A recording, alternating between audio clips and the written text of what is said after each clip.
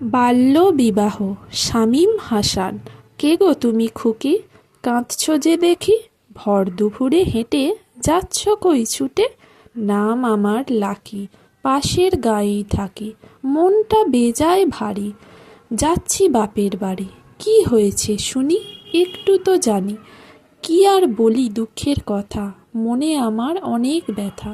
বছর 6 আগে বাপে একদিন রেগে মাকে আমার ডেকে কয়, মেয়ের বয়স তো কম নয়, এদিক ওদিক ঘুরে রোজ রাখিস কি মেয়েটার খোঁজ? কি যে করি মেয়েটাকে নিয়ে, ভাবছি এবার দিয়ে দেব বিয়ে।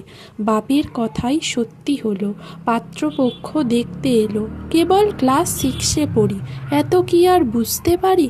হাতে পায়ে ধরে বাপকে বললাম, ওরে আর কটা সাল পড়তে দে বাপ, তারপর দিস বিয়ে।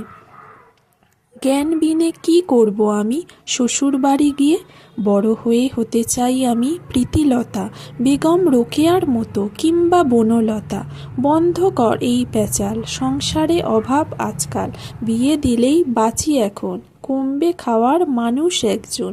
বিয়ে হলো অবশেষে 13 বছর বয়সে।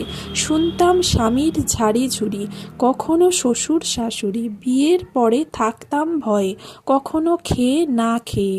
কেটে গেল বছর 6, 2 সন্তানের জন্ম হয়। আজও শুনি ঝাড়ি ঝুড়ি, রাগে যাচ্ছি বাপের বাড়ি। মুছে গেল মুখের হাসি, ইচ্ছে করে লইতে ফাঁসি।